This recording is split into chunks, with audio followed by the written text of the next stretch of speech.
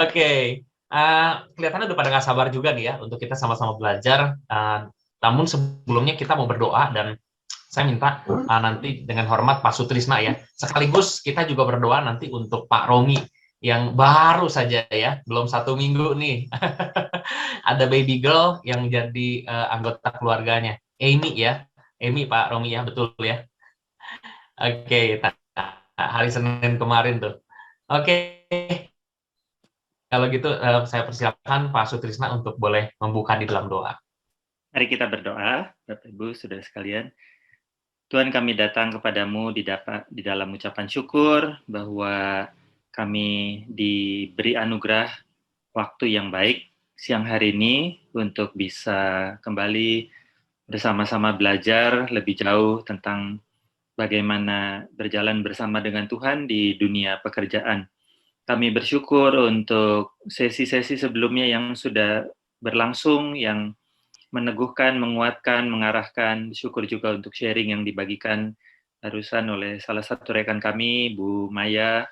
Tuhan terus meneguhkan di dalam pelayanannya yang Tuhan percayakan di pedalaman Kalimantan. Dan kami juga bersyukur untuk sesi siang hari ini, Tuhan yang sudah persiapkan Bu Narni untuk membagikan tentang bagaimana kami sendiri atau kami mengajak orang-orang lain untuk membagikan keahlian yang Tuhan percayakan untuk ambil bagian di dalam pekerjaan Tuhan melalui hal itu. Tuhan yang memberkati segala sesuatu yang dipersiapkan, komunikasi yang akan disampaikan, juga Pak Ray yang akan memandu talk show pada siang hari ini, supaya semuanya boleh berlangsung dengan maksimal, menolong, menguatkan, mengarahkan, dan menginspirasi kami semua. Dan juga kami siang hari ini datang di dalam ucapan syukur juga untuk rekan kami, Pak Romi, yang Tuhan percayakan kehadiran satu orang bayi di dalam keluarganya untuk Amy. Syukur untuk kehadiran Amy yang lahir dengan sehat, dan Tuhan yang memberkati seluruh prosesnya, Tuhan yang menuntun, menjagai. Syukur juga untuk mamanya Amy juga yang boleh dalam kondisi yang sehat, dan kami menyerahkan seluruh keluarga yang sedang bersuka cita. Tuhan terus sertai, berkati, dan Tuhan yang berkati pertumbuhan Amy untuk menjadi anak yang sungguh takut akan Tuhan. Di dalam nama Tuhan Yesus Kristus, kami mengucap syukur dan menyerahkan rangkaian acara kami siang hari ini, dan mentoring juga yang akan berlangsung setelah itu. Amin. Amin. Wah, puji Tuhan. Ya, oke.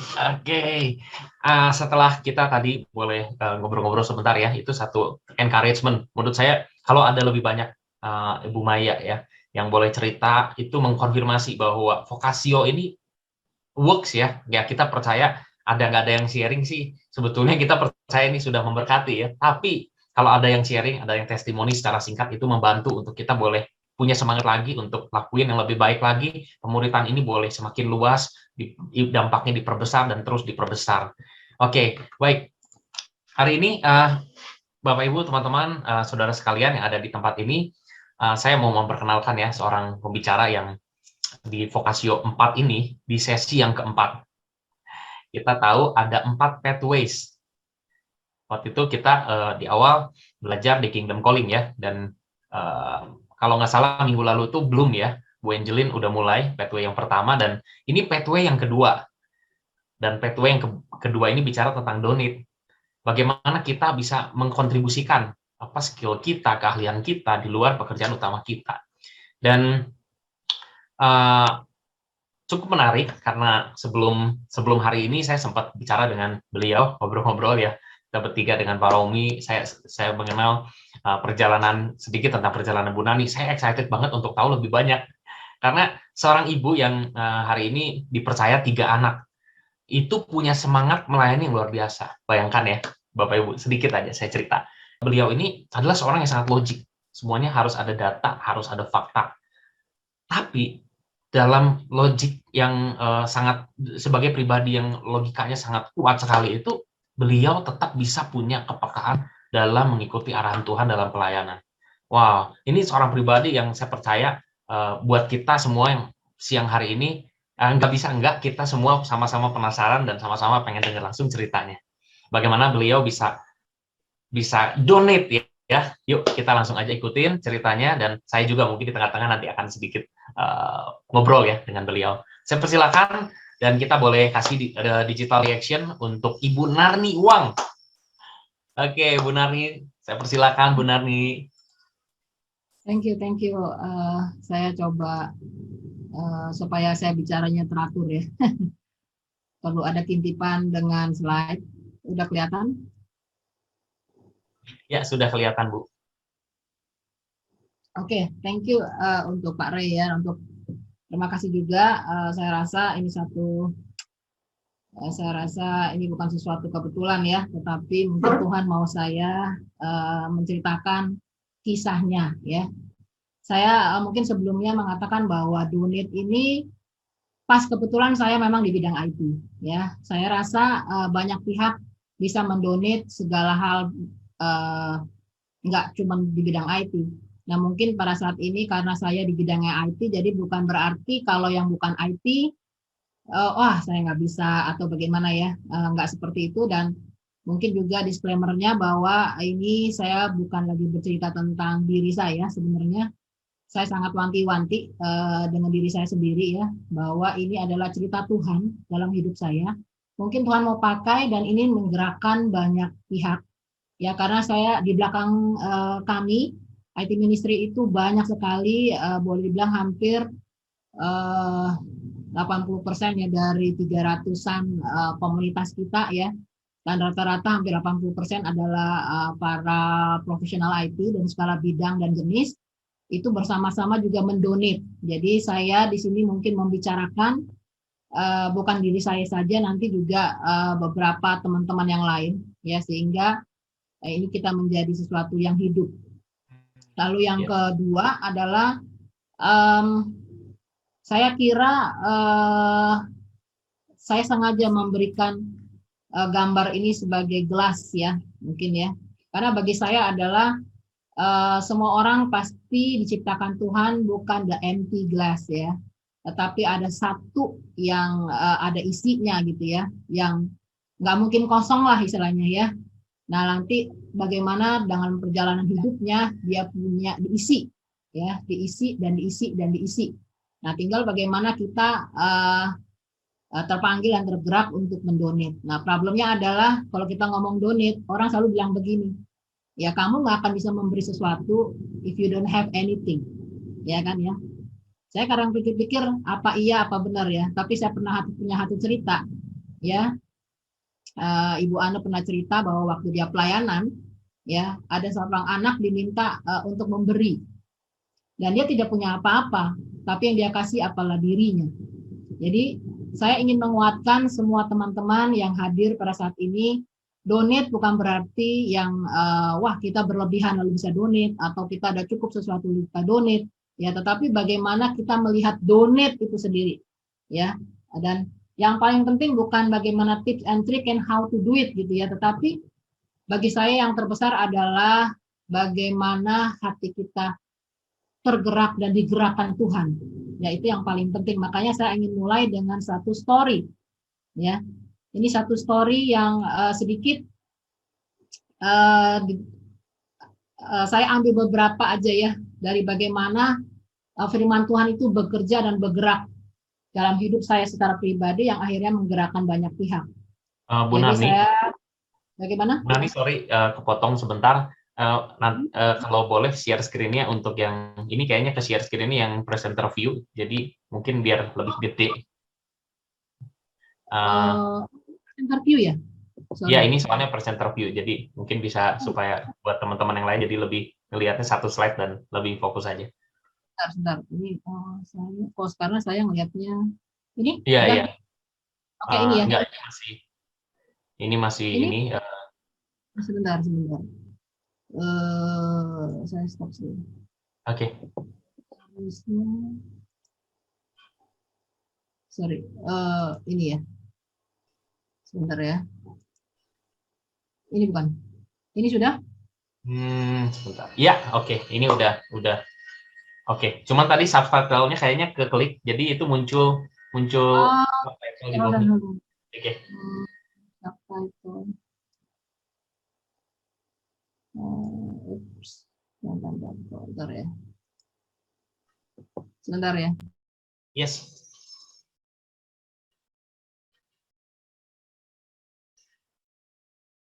Jadi Bu Narni ini Bapak Ibu, kalau yang berhubungan dengan IT itu hanya Bu Narni deh. Ya, udah dari lama banget ya saya ngobrol, ternyata pelayanan IT ministry ini kuat dan applicable gitu di banyak bidang, di banyak industri ya. Kalau Bu Nani nyemplung ke sini, nyemplung ke situ, pasti ada kaitannya dengan IT, pasti ada hubungannya dengan IT. That's why ini ada IT ministry, ini istilah yang ya betul-betul tepat nih ya, pelayanannya tajam di IT begitu.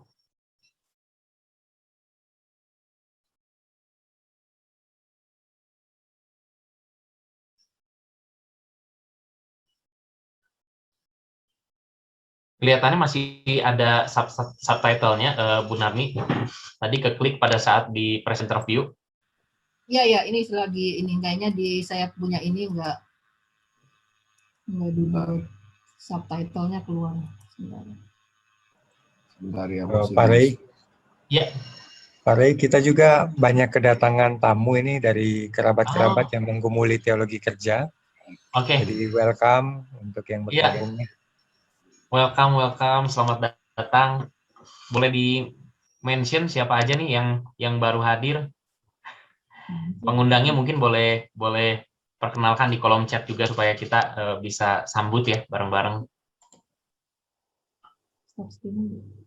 Kalau nggak salah tadi ada Bu Francisca ya.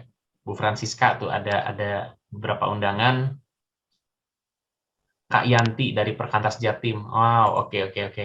Selamat datang Kak Yanti. Boleh Bapak Ibu, teman-teman sebagai satu keluarga di Vokasio ya. Kita sambut di kolom chat ya. Kita sambut, kita boleh ketik Kak Yanti, welcome. Selamat datang. Oke. Ada Lingga juga nih dari Perkantas juga diajak sama Pak Johan. Welcome Lingga. Halo. Kamu di mana? Oke. Sorry nih, saya nggak ketemu nih. Di mana ya matiinnya ya? Kalau nggak salah tadi Bu Nani pada saat presenter view itu ada beberapa pilihan, ada beberapa tombol, di situ ada salah satunya tuh yang ada titik-titik di bawahnya itu.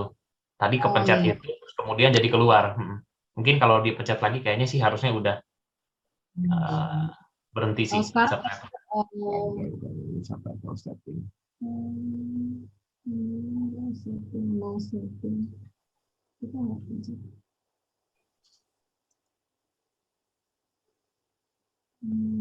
English button. Welcome ya teman-teman dari Perkantas. Kalau sekarang masih terlihat nggak? Belum ke share screen Bu Narni, jadi kami juga belum bisa lihat. Share screen. Iya betul, belum ke share screen.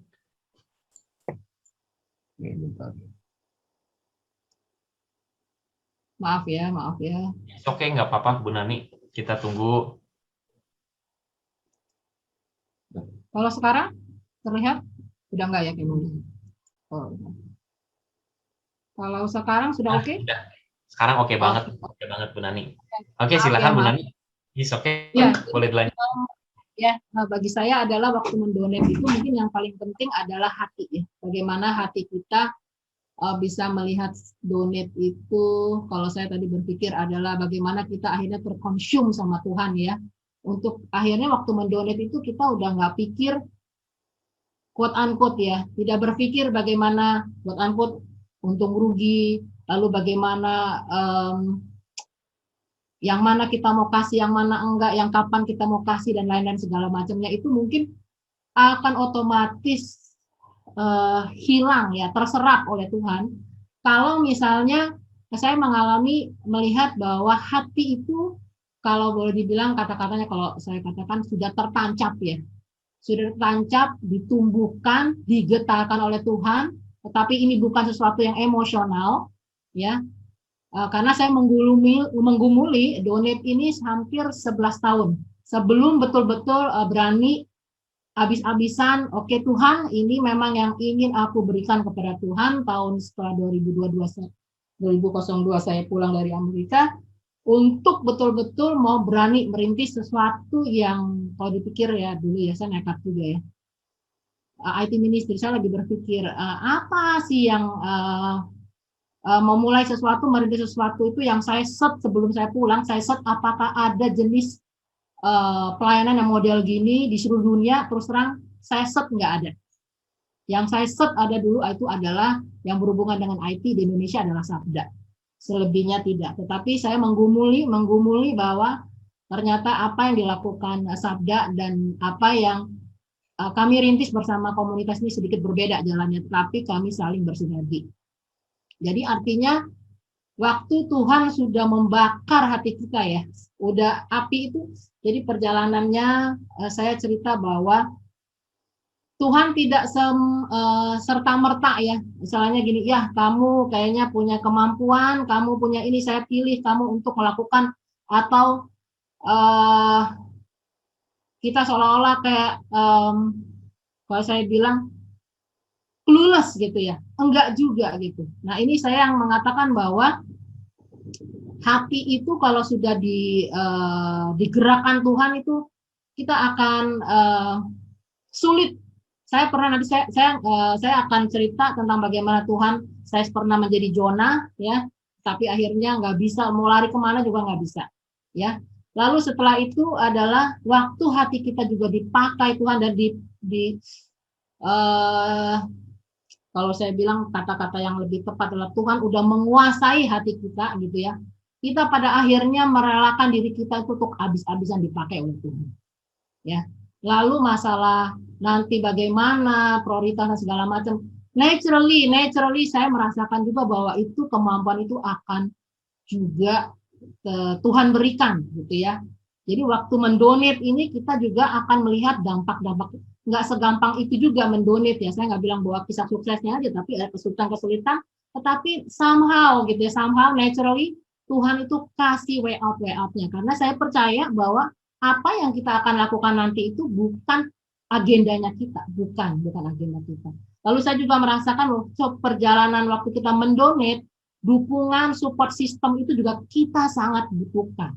Jadi waktu kita mendonate sebenarnya apa sih yang kita donate bukan hanya mengenai diri kita ya, tetapi sebenarnya karena kita menyerahkan hidup kita untuk Tuhan, otomatis orang-orang yang berelasi dengan kita terdampak juga, ya langsung ataupun tidak langsung. Dan ini perlu kita perhatikan dan ini sangat kritikal. Kenapa? Karena saya merasakan juga tanpa ada support system yang baik, yang suportif bagi kita saat kita mendonate itu akhirnya akan terdampak juga gitu. Apakah sejauh mana efektif dan sejauh mana itu bisa betul-betul menjadi dupa yang harum ya. Karena saya selalu diingatkan oleh Ibu Ruth Chambers sebagai mentor saya waktu di US, dia selalu mengatakan, Narni, being is more important than whatever you doing gitu.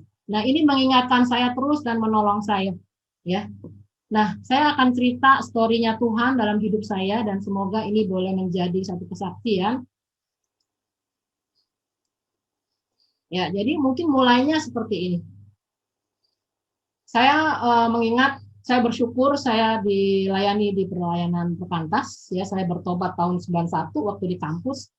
Sebelum saya mengenal Tuhan, saya melihat hidup saya ya udah biasa-biasa aja ya. Saya suka IT itu sejak SMP. Saya nggak pernah berpikir bahwa IT itu something important yang akhirnya Tuhan mau pakai. Saya hanya senang, hobi. Saya waktu di SMP, saya udah suka sekali dengan IT karena ada guru saya yang mengatakan bahwa logik saya baik gitu. Karena saya suka logik ya. Saya suka bermain-main dengan komputer waktu itu. Nah, waktu di kampus saya dibukakan bahwa kalau hidup saya udah milik Tuhan, udah selayaknya lah saya bersyukur. Ya, bersyukur akan hidup saya. Karena masa lalu saya datang dari keluarga broken home. Ya, dari keluarga yang ya luar biasa lah ya. Saya juga merasakan saya nggak pernah mensyukuri. Ya, boleh bilang saya tidak pernah mensyukuri hidup saya sampai satu titik Tuhan katakan kamu berharga di mata. memataku gitu ya, bahwa saya mengasihimu. Saya tidak pernah berpikir bahwa saya sampai bisa mendapat kasih itu yang luar biasa. Waktu Tuhan pakai saya, waktu Tuhan menyentuh hati saya juga akhirnya belajar menjadi anak Tuhan yang biasalah ya, selalu tahun semangat 45, belajar semua Alkitab dibaca sampai kual gitu ya. Saya suka sekali Bible study, saya suka sekali pembinaan-pembinaan yang dilakukan di kampus. Dan itu membukakan mata saya gitu ya, bahwa saya melihat sebenarnya bahwa simpel aja sih Tuhan tuh memanggil kita. Dikatakan bahwa kamu harus mengasihiku dan juga mengasihi sesama. Itu selalu saya pegang. Kata-kata yang simpel itu selalu saya pegang. Lalu saya melihat dunia gereja waktu selama di kampus. Saya melihat perpecahan yang begitu luar biasa ada saat itu di kampus saya.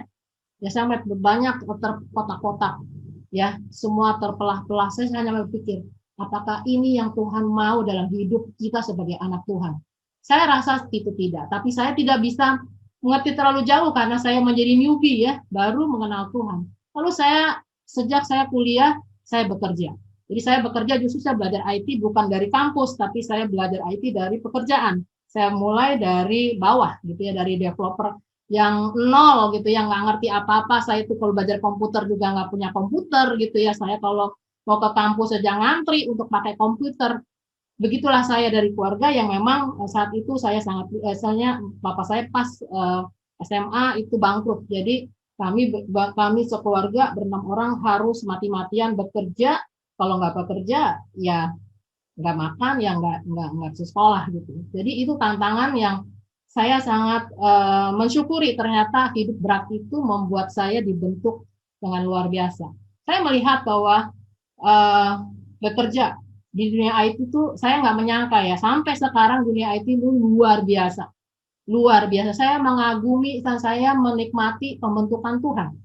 Ya, waktu di perusahaan saya yang pertama di Indonesia itu perusahaan yang saya join itu baru dari awal, saya boleh dibilang employee yang kedua gitu ya. Jadi perusahaan baru dirintis gitu. Saya melihat bagaimana dari awal perusahaan software house itu dibangun. Lalu kami akhirnya bersyukur tahun 93 saya bekerja, 91 saya kuliah. Jadi paling saya cuma 1 tahun karena prinsipnya di BINUS waktu itu 1 tahun pertama nggak boleh bekerja. Jadi saya mati-matian bertahan, tahun kedua nggak bisa lagi langsung bekerja. Gitu ya. Nah, saya melihat bahwa tahun 95 Tuhan membukakan jalan perusahaan saya joint venture dengan perusahaan dari Sweden.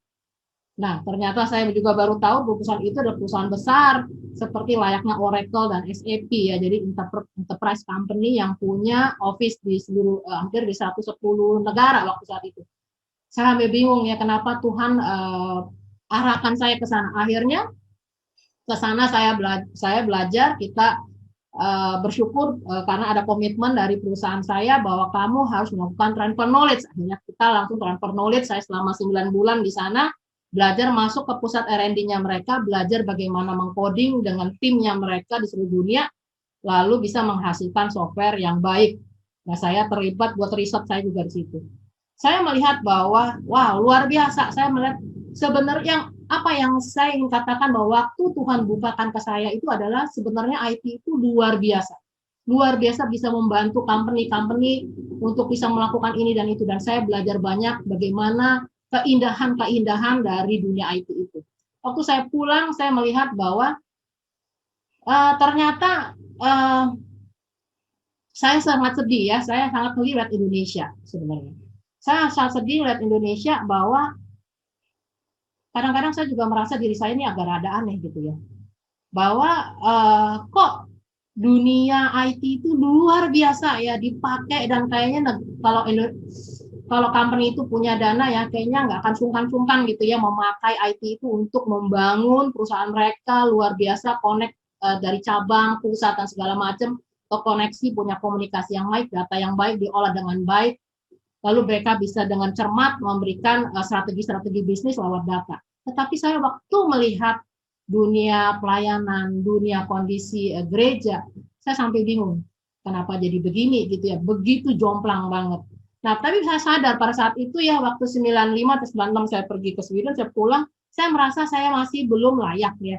Saya merasa kemampuan saya belum belum cukup. Saya merasa seperti Musa gitu ya, waktu dipanggil siapa saya gitu ya. Saya hanya punya hati yang tergerak lalu sholat gitu. Saya belum bisa apa-apa gitu ya. Nah, saya melihat bahwa Tuhan ternyata mempunyai rencana ya, lalu membimbing saya, memberikan kesempatan saya pergi ke US. Saya bekerja di sana sejak setelah saya married. Nah, mungkin itu saya melihat begini bahwa saya mengkonfirmasi ya dengan kata-kata bahwa jika Tuhan memang memanggil kita, jika Tuhan ingin memakai kita, somehow Tuhan juga yang akan memperlengkapi kita. Jadi dia memanggil kita bukan karena kita bisa gitu. Saya hanya bilang sama Tuhan, Tuhan, sejak saya terpanggil waktu di kampus, lalu juga 95 saya komit untuk menjadi quote missionary. Saya bilang, Tuhan ini hidup saya mau. Gitu ya. Nah itu ternyata Tuhan ingat terus komitmen saya gitu ya, dan saya juga akhirnya nggak bisa lupa walaupun saya sudah sibuk dengan segala macam kesibukan bekerja dan berkeluarga. Konfirmasi panggilan yang saya ingin katakan sejalan dengan itu, saya terus terang dari awal nggak tahu bagaimana saya tidak pernah in peace gitu ya bekerja. Saya selalu gelisah. Gelisahnya seperti ini. Kalau bilang berkarir saya nggak terlalu, saya nggak kepengen gitu ya, nggak kepengen banget gitu. Saya selalu bilang sama suami saya, kenapa ya dulu saya bekerja karena ada tuntutan dari keluarga ya, saya perlu menolong keluarga gitu ya, saya perlu karena saya sadar adik-adik saya belum kuliah dan segala macam, jadi kita juga menjadi keluarga yang baru ya, keluarga muda yang perlu dana, jadi akhirnya kita bekerja gitu. Jadi saya bekerja bukan karena mengejar karir gitu, itu selalu saya tidak pernah bilang happy gitu ya dengan wah pokoknya saya merasa hidup saya udah di situ gitu ya. Enggak gitu, saya merasa kayaknya Tuhan mau panggil saya tapi saya masih bingung mau ngapain gitu, saya hanya tahunya IT gitu ya. Nah lalu saya terbuka mata saya lebih sedikit terbuka waktu kita ada acara di perusahaan, ada CEO Talk gitu ya, jadi dia share tentang kemajuan perusahaan ini, lalu saya sampai terpukaunya begini, waktu dia bicara seperti itu saya hanya mengatakan begini, kalau saya berpikir kalau yang bicara itu bukan CEO saya gitu maksudnya. Tapi kalau saya saya pikir bagaimana kalau yang bicara itu adalah hamba Tuhan. Bagaimana yang lagi bicara itu adalah pemimpin-pemimpin lembaga misi. Dia bicara seperti itu. Apa yang dia bicarakan? Dia begitu semangat dan dia begitu passionate, dia mengatakan bahwa perusahaan ini harus maju.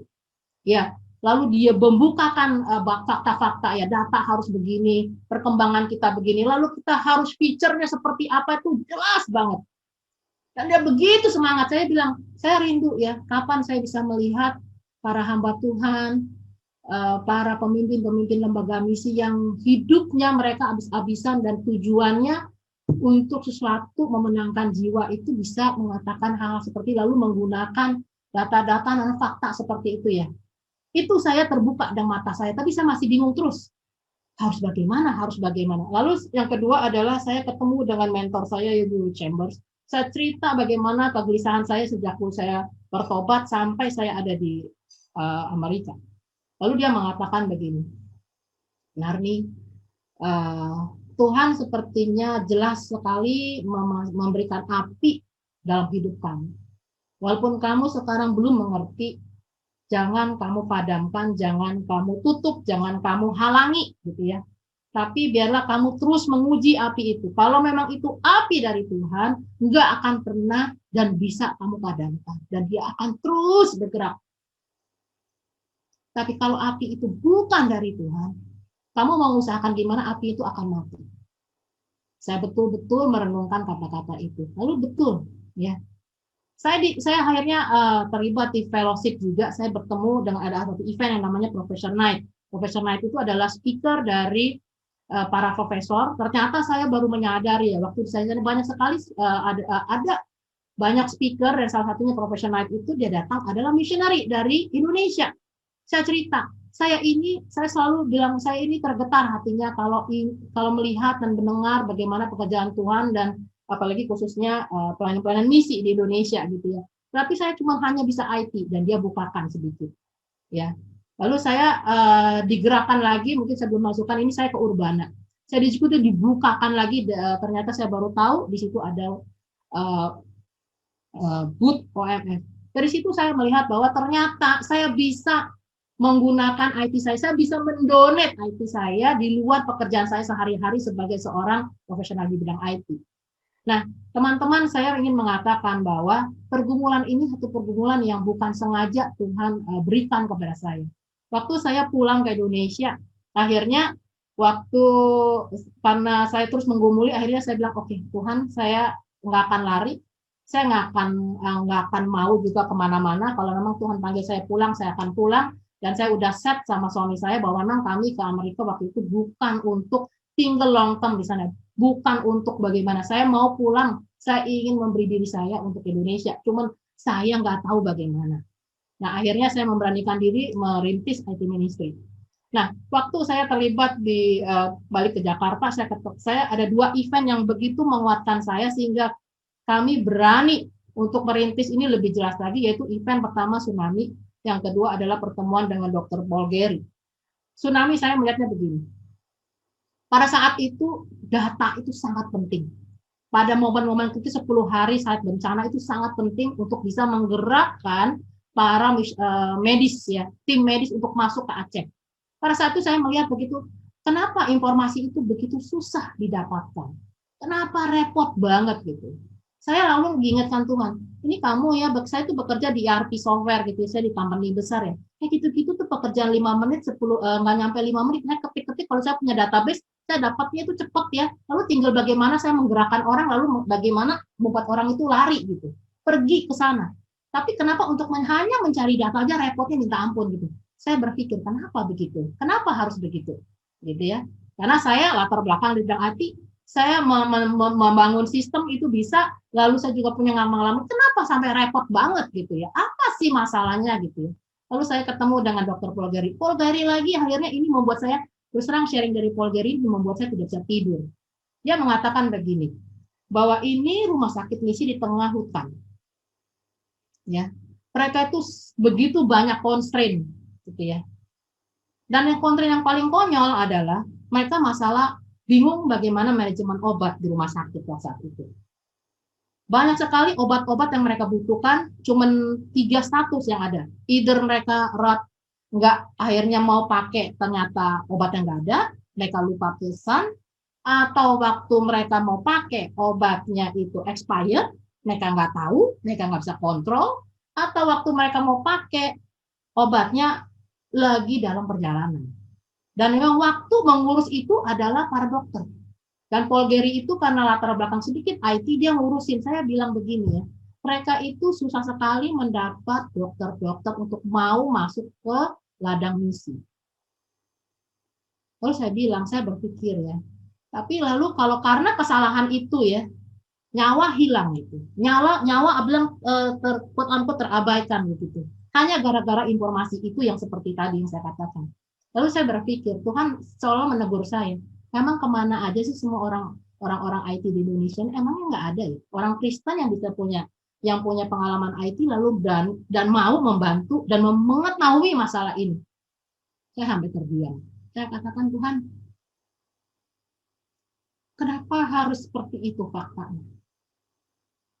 Nah, sejak itu saya katakan, saya sharing ke banyak teman-teman, saya mengatakan, kamu tahu nggak sih kondisinya seperti ini, Ya ternyata saya baru menyadari ya bahwa orang-orang yang seperti saya yang menggumuli masalah mau mendonate ini nggak cuma saya gitu ya. Ternyata banyak ya, banyak sekali ya. Nah lalu saya ingin katakan bahwa apa dari cerita semuanya ini ya. Jadi sebelum saya pikir-pikir ya, pengalaman saya menggerakkan teman-teman menginspire ya, banyak orang menggerakkan orang untuk, kamu punya IT, ya, kamu punya kemampuan, ya, why don't you donate? Nah, rata-rata yang saya lihat ya, dari semua yang saya lihat gitu ya, responnya ya, either mereka banyak nggak tahu, buta dengan dunia misi, mereka nggak tahu apa yang terjadi, ya mereka hanya tahu dunia IT itu seolah terpecah gitu ya. Mereka hanya tahu dunia IT. Kenapa? Saya bisa melihat bahwa di gereja, di sekolah, di kampus, di pekerjaan, nggak ada yang pernah bisa membukakan kondisi yang terjadi di sebelah dunia lain gitu. Di dunia apa? Dunia misi, dunia pelayanan. Nggak ada yang bisa bukain. Jadi kayaknya gapnya gede banget gitu. Kenapa bisa begitu? Nah, lalu yang kedua, saya melihat ya, once mereka misalnya, oke lah, waktu saya cerita, wah mereka semangat, mereka mau ya. Tetapi saya melihat along the way gitu ya, waktu kita donate itu sebenarnya nggak gampang ya. Waktu kalau ada struggle, ada apa, itu mudah sekali kita stray away gitu ya, atau sway gitu. Lalu saya hanya berpikir, kuncinya apa gitu. Kuncinya adalah sebenarnya bukan masalah kemampuan. Bukan masalah kamu mau apa enggak. Tapi saya melihat hatinya seperti apa dulu. Ya, saya mau pikir ya, saya bisa melihat beberapa teman-teman gitu ya, kalau hatinya itu sudah betul-betul diambil sama Tuhan, sudah benar-benar dikonsum gitu ya, udah kayaknya hidup ini bukan milik saya lagi. Hidup ini adalah milik Tuhan, tapi saya tetap harus hidup kan? Saya tetap harus hidup dengan baik. Tetapi tujuan, motivasi, dan lain-lainnya tujuannya bukan untuk diri saya, bukan untuk keluarga saya saja, bukan untuk kelompok saya aja, atau bukan keluarga besar saya aja, atau apapun yang kita menjadi alasan-alasan itu gitu ya. Tetapi bagaimana kita tetap juga kasih waktu khusus untuk Tuhan, bahwa kita mau, ini bagian kita benar-benar kasih secara khusus, bukan istilahnya ya sekedarnya aja deh, pas kalau gue waktunya ada waktu, ya kalau gue lagi ada waktu lebih, gitu. Tidak seperti itu. Nah, jadi saya mengatakan kepada teman-teman waktu di IT Misi adalah memang agak sulit ya. Kalau kita belum pernah menangis, belum pernah punya hati yang hancur untuk Tuhan, akan sangat sulit untuk bergerak mendonate atau donate itu jadi long term gitu. Saya banyak sekali melihat buku-buku atau cerita dengan banyak orang ya, bukan story bukan satu orang gitu ya, banyak orang ini. Kuncinya benang merahnya adalah mereka pernah menangis dan hancur hatinya. Masakah kita tidak menangis dengan kondisi yang terjadi di depan mata kita? Apalagi waktu kita mendengar dan membaca itu, kita punya kemampuan yang ada di kepala kita nih, waduh, ternyata nih saya ada nih. Seperti saya kadang-kadang mikir, kenapa Musa tergerak gitu, ingin membantu gitu bangsanya gitu ya. Waktu dia sebelum dia melakukannya dengan cara yang salah gitu ya. Tapi saya pikir hatinya itu bisa tergerak itu kenapa? Gitu. Kenapa bisa bergerak? Dan mungkin saya ingin mengajak teman-teman memikirkan hal itu ya. Nah, saya sedikit cerita tentang apa sih yang dilakukan IT Ministry ya. Karena saya melihatnya begini, aku mau merintis itu saya melihatnya begini, dari cerita saya ingin mengatakan bahwa ternyata kita tuh banyak resource ya. Tapi seolah-olah kayak kita selalu lack of resources. Selalu mengatakan kita tuh lack of, padahal kita percaya bahwa Tuhan kita adalah Tuhan yang kaya gitu. Tapi seolah-olah itu tuh kata-kata tuh kayaknya nggak ada meaningnya gitu ya. Dalam reality itu kayaknya itu cuma omong kosong. Padahal pada kenyataannya saya percaya itu ada, cuman bagaimana cara menggerakkannya. Lalu di satu sisi saya melihat mission field itu ya, banyak aspek, banyak area itu butuh sekali resources yang bagaimana kita bisa menggabungkan hal ini. Nah, saya melihat bahwa Tuhan memberikan hikmat. Dia seolah-olah mengatakan kepada kami ya di IT Misi, hey, kamu punya kemampuan IT, kamu punya pengalaman, kamu punya skill. Why don't you use it? Apakah kamu duduk tenang, santai, lalu ngeliat apakah memangnya kebutuhan hanya kebutuhan bank gitu ya, kantor yang butuh IT? Enggak. Nah, lalu akhirnya saya ingin mengatakan bahwa selalu mengajak anak-anak teman-teman di IT Misi mengatakan, coba kita lihat nih, apa yang kita bisa lakukan. Saya mengatakan kata-kata kita ya. Karena dari sejak awal saya melihat bahwa ini pekerjaan besar itu tidak bisa dilakukan oleh satu orang atau satu kelompok. Harus bisa saling bersinergi. Tapi challenge-nya juga ada. Bekerja rame-rame itu ada isunya juga gitu ya. Tapi saya katakan there's no other ways gitu ya. Kita harus bekerja bersama. Suka nggak suka, senang atau nggak senang, harus bersama. Jadi kadang saya mengatakan kepada, coba apa sih yang menjadi kebutuhan utama? Saya selalu men-challenge teman-teman ya, apa yang menjadi kebutuhan utama dari gereja dan lembaga misi. Lalu bagaimana kita membantu? Dan pertanyaan ini harus keep asking gitu ya.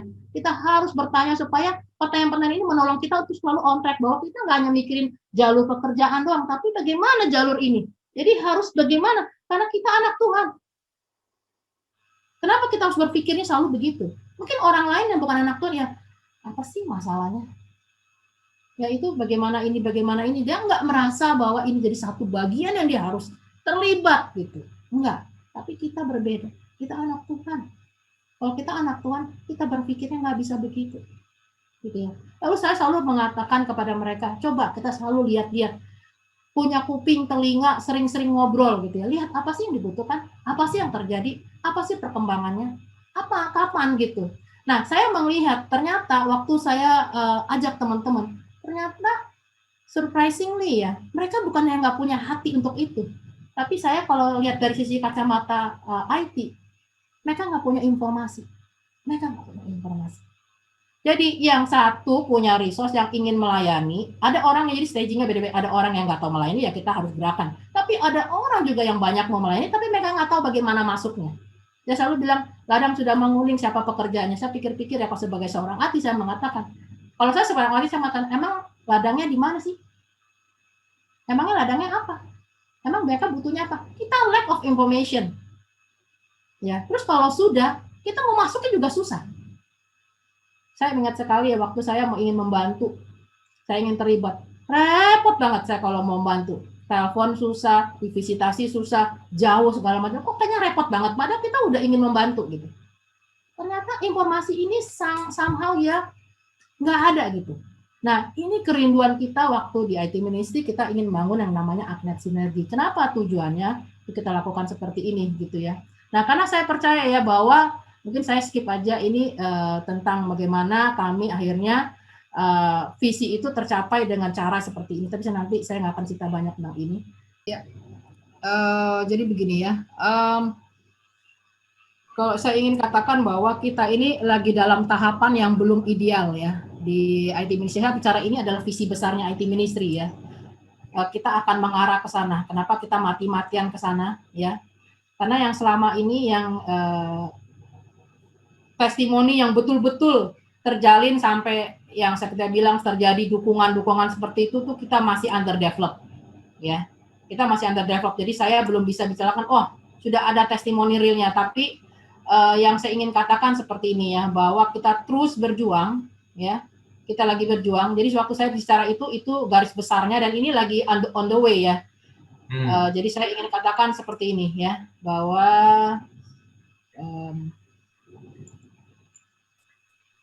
bentar ya, saya ingin cerita sedikit tentang apa sih Agnet ya, apa yang sudah kami kerjakan, apa yang belum kami kerjakan selama hampir 20 tahun ya, kepada teman-teman. Bahwa ini yang tolong doakan ya, jadi ada perkembangan yang cukup baik. Kami mendapat dukungan dari gereja yang cukup besar ya. Kalau memang ini hari ini lagi MOU ya, lagi MOU. Jadi kalau misalnya benar-benar MOU yang area kuning ini belum kami buat ya. Sebenarnya yang tadi saya bilang peta itu mengarah untuk ke sini ya. Peta itu untuk mengarah menyelesaikan sistem mission mobilization yang kami sebut sinergi. Nah, kalau MOU hari ini mungkin saya starting next month gitu ya, sampai selanjutnya saya akan sibuk mendesain dan menggerakkan sehingga aplikasi ini bisa terjadi. Ya, jadi sebenarnya aplikasinya adalah link and match ya, lalu bagaimana antar gereja lalu antar resources itu bisa saling terkonek, lalu bisa saling terhubung. Nah, basis datanya yang tadi saya sebutkan itu, dan kami terus bergerak supaya mereka banyak terlibat masuk. Saya masukin mereka dulu ke dalam rel. Waktu relnya mereka sudah jadi, user base-nya besar, waktu ini jadi langsung terjadilah koneksi. Nah, saya berharap Tuhan berkenan ya, kami bisa menyelesaikan ini segera, sehingga mungkin tahun depan kalau sudah dipakai, kalau saya bisa ngobrol lagi tahun depan ceritanya lain lagi, saya bisa kasih testimoni event yang simple ya, bagaimana terjadinya sinergi ruang tolong menolong. Minimal kita mulai dari secara lokal antar gereja, apalagi sekarang pandemik ya. Jadi ada satu gereja yang besar ini yang mereka sangat concern untuk diakonia. Jadi mudah-mudahan kalau kami sudah buat, saya baru bisa cerita. Oh, oke. Oke, mudah-mudahan teman-teman kita semua bisa dapat gambarannya ya. sejauh ini bagaimana Bu Narni dan tim dari Akmed ya, di bawah leadership-nya Bu Narni tentunya, kita bisa ngelihat bagaimana kontribusi dari IT terhadap pelayanan, terhadap penyebaran persatuan apa disebutnya ya Bu Narni ya, kalau bisa dibilang itu kita bisa kuat gitu loh kalau bareng-bareng gitu ya. Iya, iya, iya. Oke, buat teman-teman yang mau bertanya boleh langsung di kolom chat atau teman-teman feel free to unmute langsung untuk tanyakan ke Bu Narni ya. Oke. Saya berikan kesempatan. Mungkin kalau ada yang mau bertanya. Mari saya open dulu, siapa tahu ada yang menyusul nanti. Bu Silakan. Narni, ini kalau orang kerja itu kan fokus pada satu hal aja nggak habis-habis begitu ya. Sekarang harus mikirin banyak hal di luar itu dengan sepenuh hati, itu gimana ya bisa punya banyak tangan tanda petik untuk bisa donate atau berkontribusi untuk bidang-bidang lain. Ini kan serius sekali, kayak Bu Narni menyusun pelayanan-pelayanannya serius banget begitu. Terima kasih Bu Narni. Oke. Ya, benar ya, itu benar banget ya. Terus terang kalau saya sengaja buat slide ini dulu ya, bahwa saya bukan berarti saya kayak nggak ada kerjaan gitu ya. Saya bukan yang nggak ada kerjaan. Saya sibuk dengan punya 3 anak. Saya melakukan homeschooling sejak 97 ya. Tahun 2000 berapa? 2007 ya. Dan saya juga sekarang ini bekerja sejak 2 tahun ini saya full time bekerja untuk 2 perusahaan. Saya baru cerita sama Pak Peter. Saya membantu perusahaan saya, satu membangun perusahaan sendiri sama BAM ya, jadi perusahaan sendiri sama suami saya. Betul. Nah, jadi begini, memang itu nggak gampang. Jadi saya pertama-tama, saya juga bertanya kepada Tuhan ya. Tuhan, saya terus terang waktu merintis IT Ministry ini, saya dianggap sebagai orang gila. Gitu ya. Kenapa sebagai orang gila? Ya. Karena waktu saya merintis IT Ministry, waktu saya sudah punya anak 1, lalu setelah itu saya pulang di Indonesia, saya punya anak 2 lagi, gitu ya. Jadi orang bilang rada gila nih ya saya ya. Dan kayaknya saya juga nggak seimbang nih gitu ya. Harusnya kan punya anak, lalu saya memikirkan keluarga saya gitu ya. Saya juga harus memikirkan suami saya gitu ya. Terus terang saya ingin katakan, saya nggak tahu ya, mungkin ini cara Tuhan yang unik ya. Bukannya saya nggak ada pergumulan secara pribadi ya. Tantangan besar yaitu dari tantangan keluarga, tantangan anak-anak itu juga ada. Bahwa saya bukan yang nggak ada yang quote unquote salib yang saya harus angkat ya, ataupun sacrifice yang saya harus berikan. Itu banyak ya. Saya nggak tahu apakah saya harus jelaskan ya. Tetapi itu pasti ada. Ya, saya bilang nggak semulus itu ya. Lalu yang kedua, bekerja di perusahaan itu dituntut sangat profesional ya. Tetapi saya ingin mengatakan tuntutan di IT Ministry luar biasa ya. Saya sejak awal mengatakan kepada Tuhan, Tuhan, kalau Tuhan mempercayakan pelayanan ini, saya tidak mau membuat pelayanan ini menjadi pelayanan yang ecek-ecek, karena saya belajar untuk memberi kepada Tuhan harusnya lebih daripada yang saya berikan kepada perusahaan saya. Itu prinsip yang sampai sekarang kami bawa. Ya, sampai staff sekarang kami punya 3 staff. Saya selalu mengatakan bahwa you must better and better every day gitu ya. Kamu harus kasih yang terbaik, whatever it takes, kasih yang terbaik untuk Tuhan, karena Tuhan pantas mendapat apa yang seharusnya Tuhan dapatkan. Ya. Tetapi itu bukan nggak gampang. Bukannya susah. Lalu menjawab pertanyaan itu ya, bagaimana bisa melakukan semuanya ini? Jadi begini, Tuhan udah kasih hikmat dari awal. Sebenarnya Tuhan mengatakan kan kita ini adalah satu tubuh.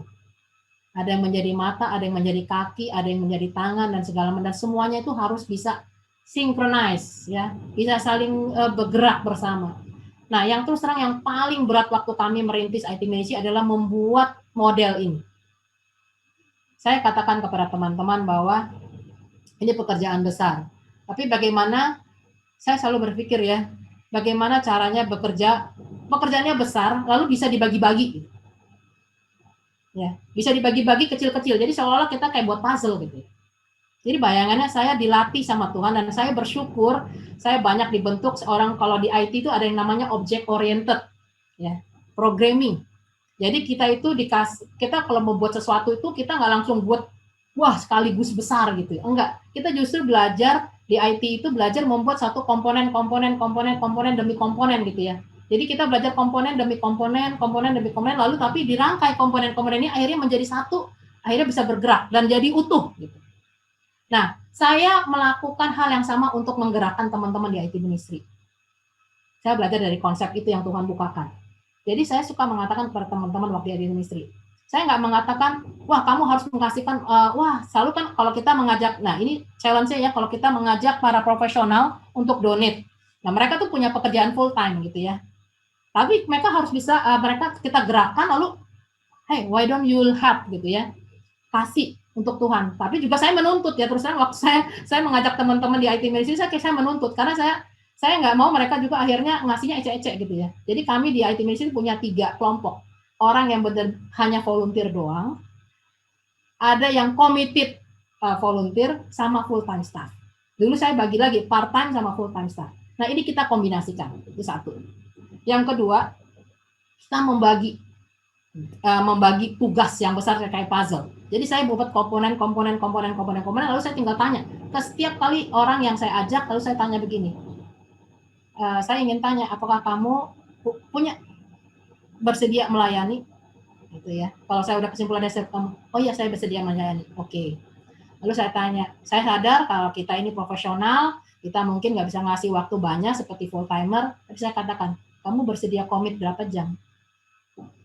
Saya katakan begitu. Oh saya cuma komit, saya bisa komit, pikir-pikir ya, 1 jam, fine 1 jam. Ada yang bilang 2 jam, fine 2 jam. Lalu saya selalu mengatakan begini, kamu tahu nggak?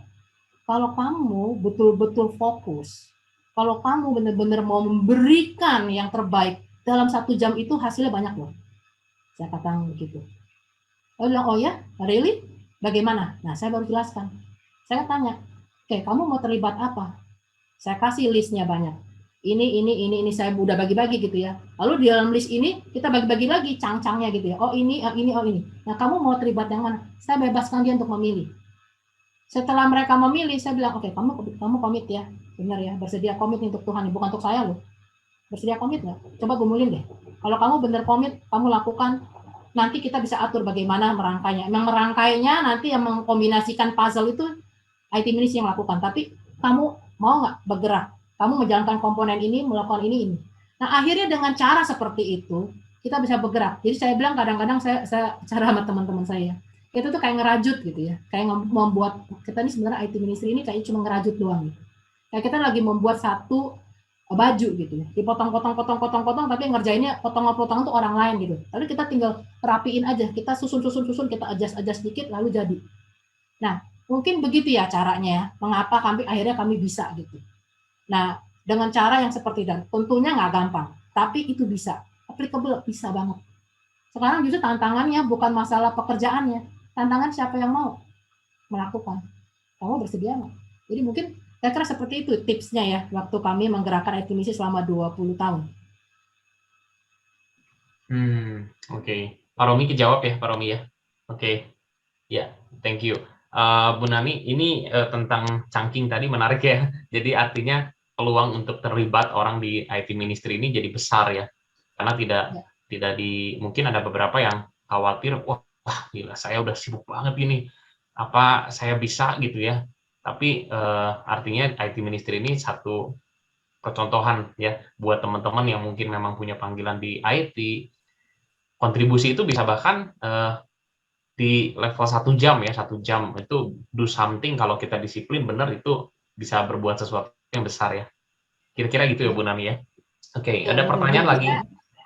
Ya silakan Bu. Mungkin gini, saya kasih contoh aja deh ya, pekerjaan yang kecil yang dari IT ya, yang mungkin gampang bisa kenapa saya bisa bagi-bagi, contohnya begini. Kita kayak mau bangun website deh ya. Kita banyak kan gereja punya website ya.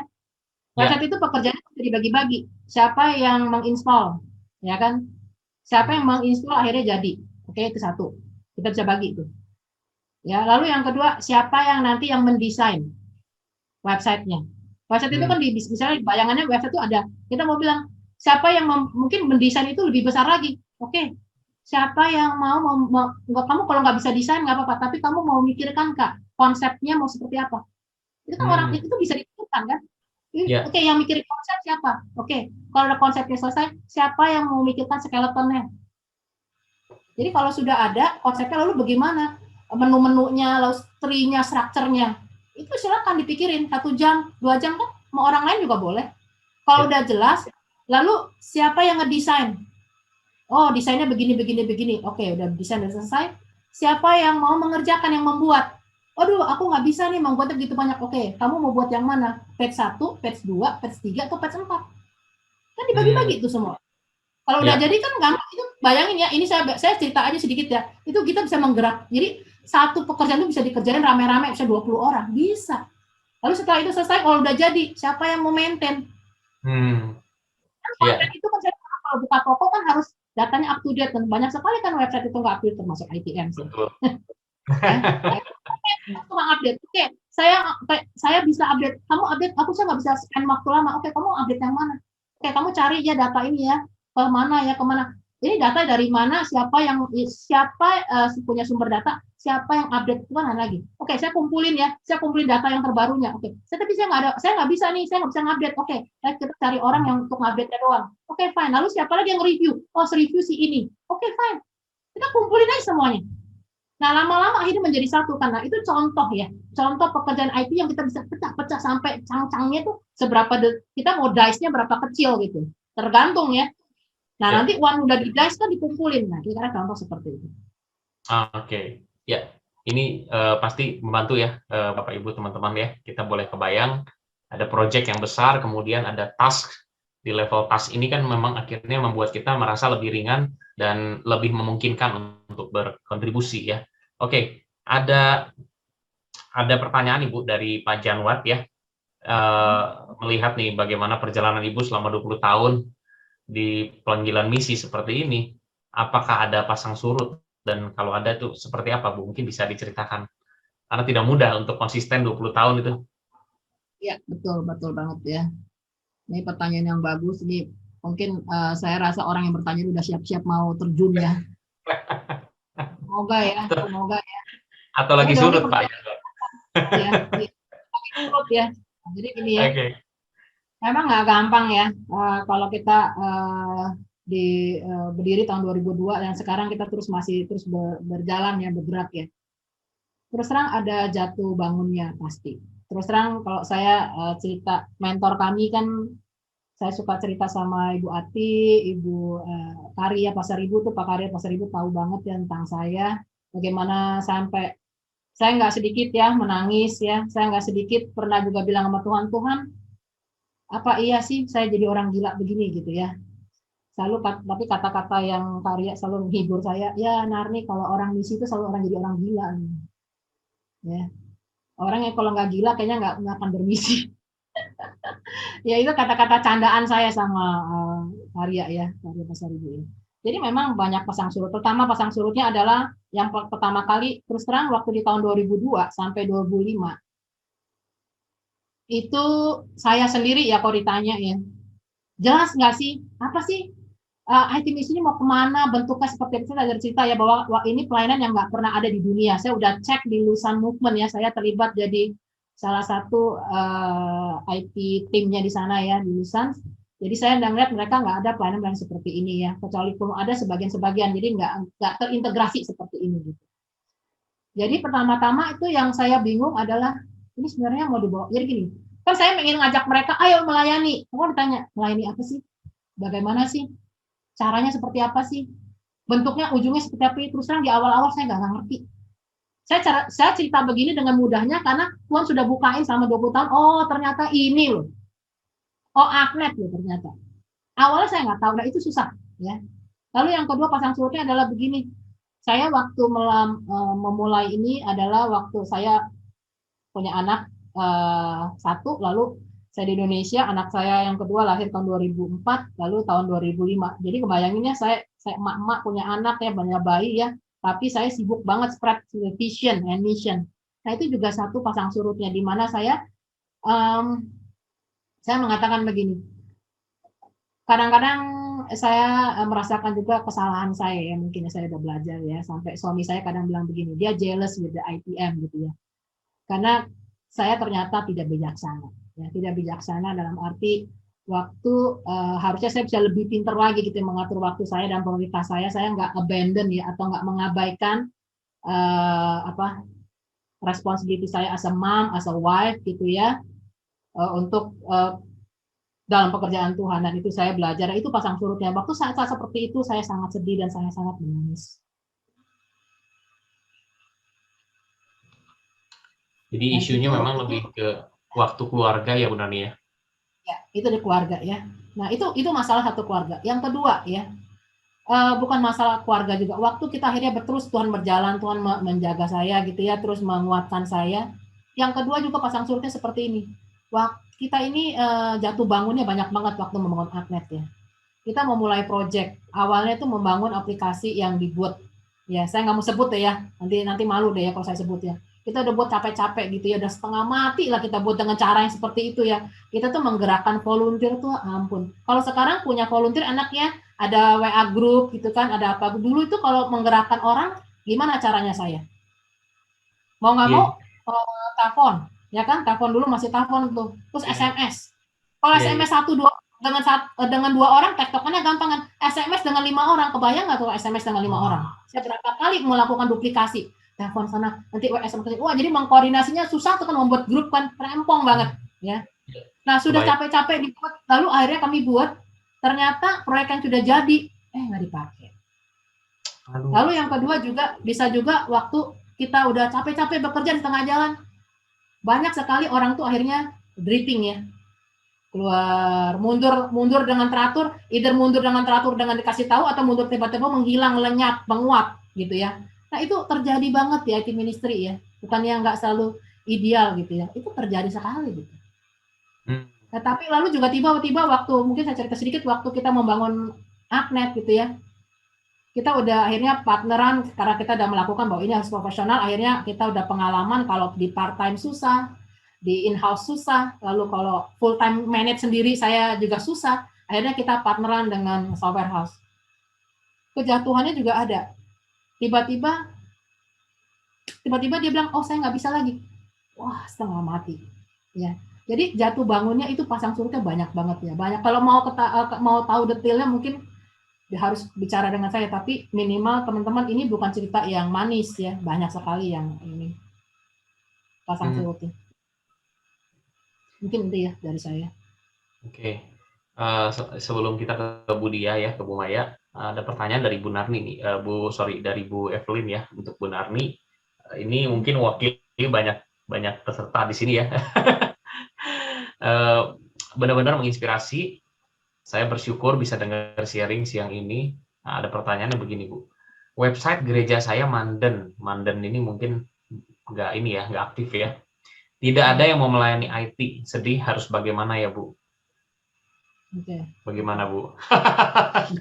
Ya, sebenarnya kalau dibilang sedih, ini kisah ini mah banyak lah ya, banyak terjadi di mana-mana ya. Ya, problemnya adalah kadang-kadang saya begini. Saya suka mengatakan begini.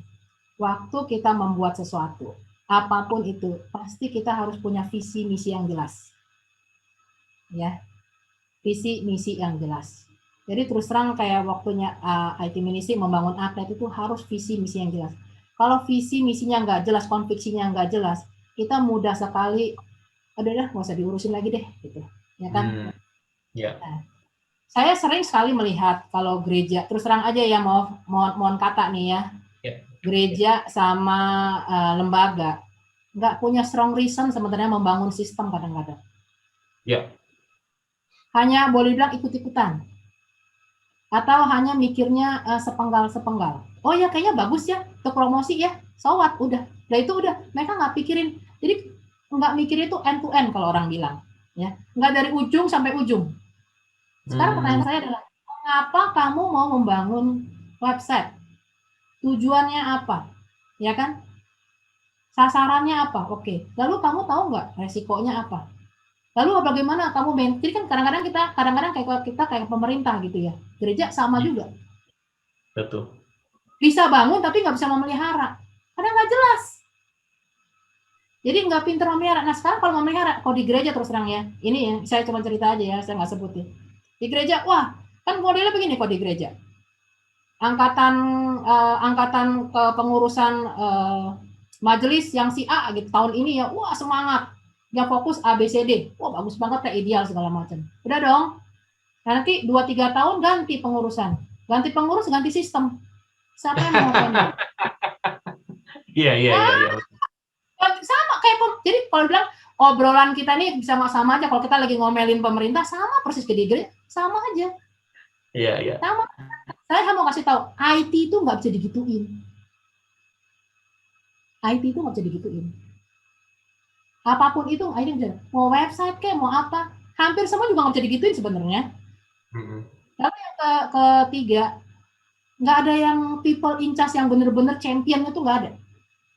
Make sure bahwa ini tuh ada dan biasanya kan orang bilang anget-anget kayak ayam gitu ya. Nah ini yang membuat semuanya itu akhirnya jadi mubazir orang bilang. Bahkan ada ya saya sering kali ketemu dengan gereja-gereja juga yang besar, dia bilang, aduh Bu Narni, kita ini sudah spend begitu banyak ya invest ini sampai CCTV sampai teknologi ini. Akhirnya sampai bilang saya mau bangun sistem udah 2-3 kali gonta-ganti.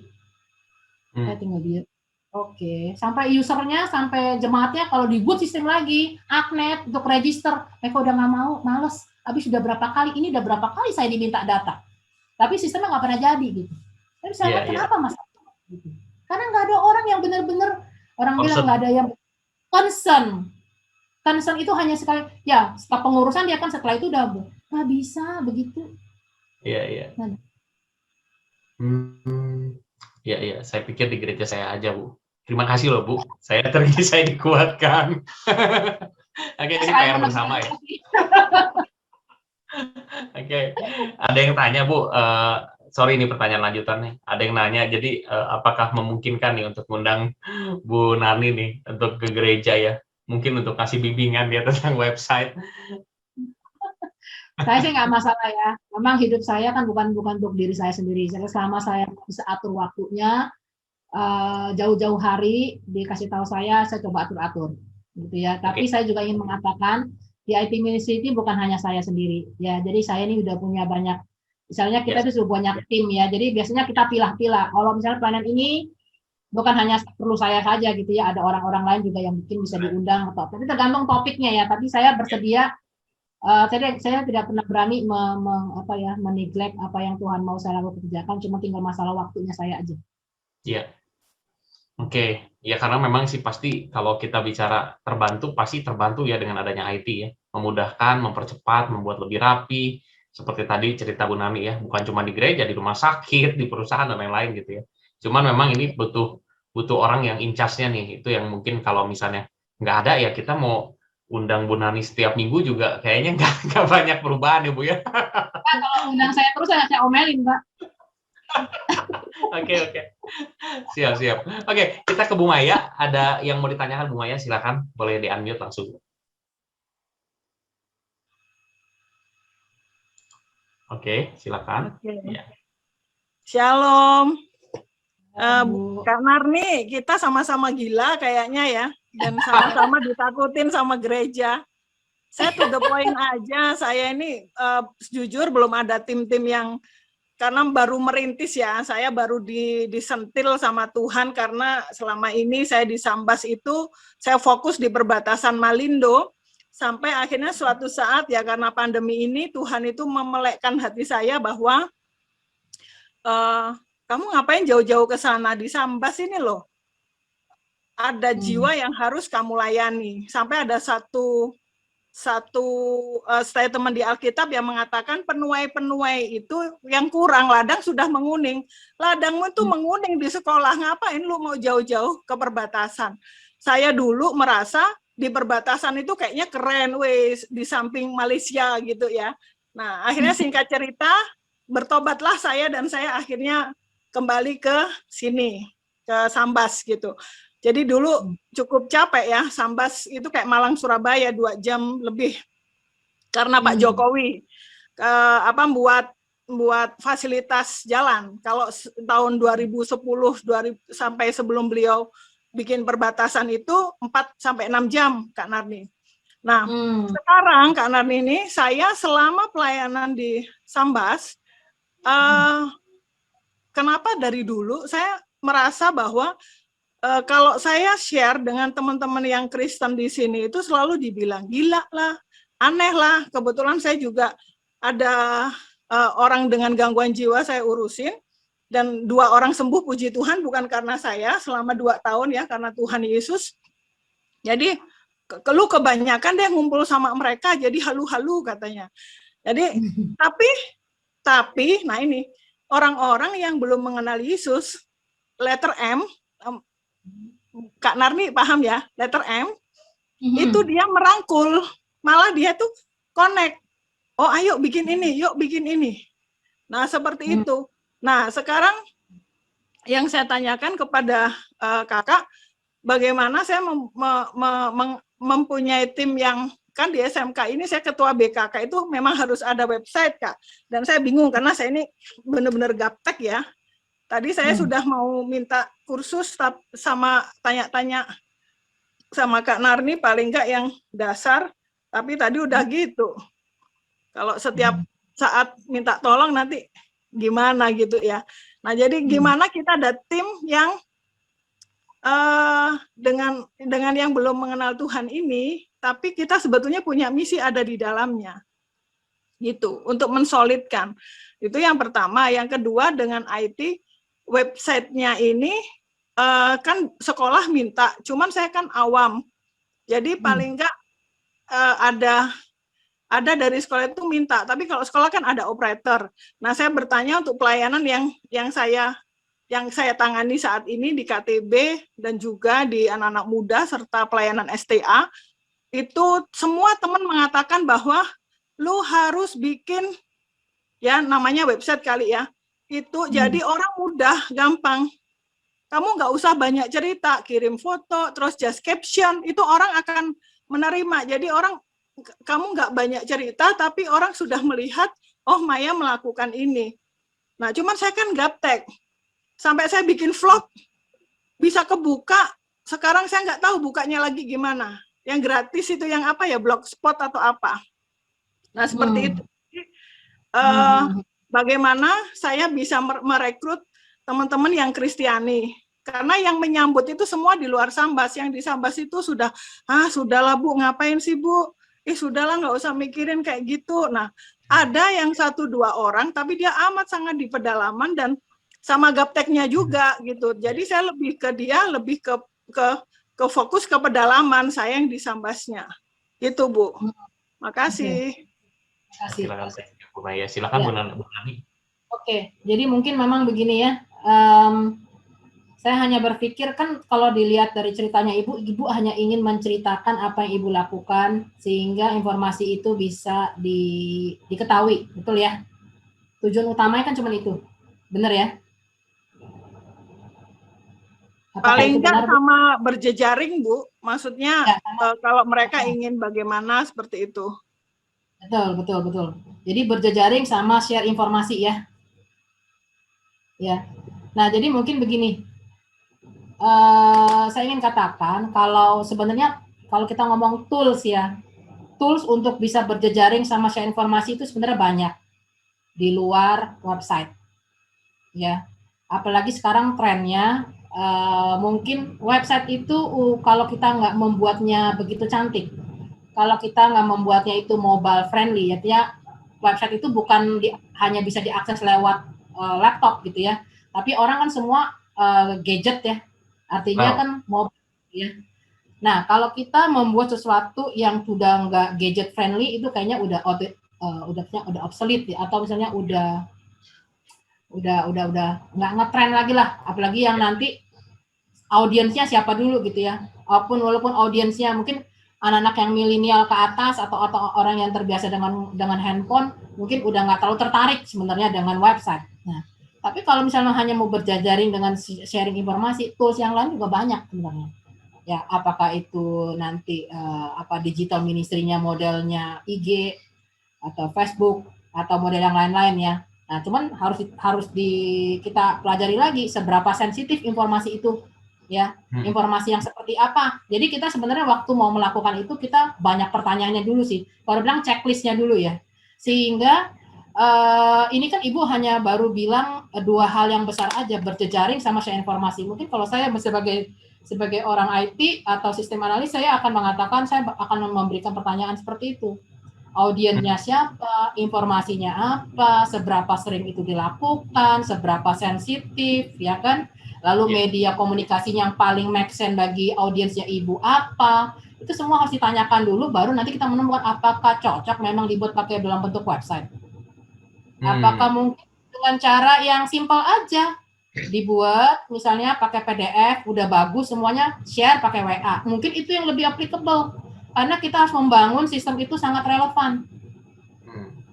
Ya, jadi kalau saya kasih contoh website itu hanya salah satu contoh aja.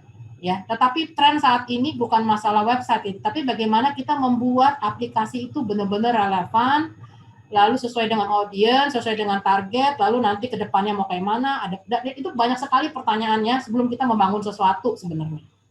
Nah, tetapi kalau saya, kita kalau mau membangun sesuatu, kita nanya sampai ujung kan kayaknya nanti, waduh, ribet banget gitu, belum kepikir misalnya gitu. Ya nggak apa-apa, kalau begitu kita mulai dengan, short term target, 1 tahun ini, kita mau attack-nya apa dulu nih?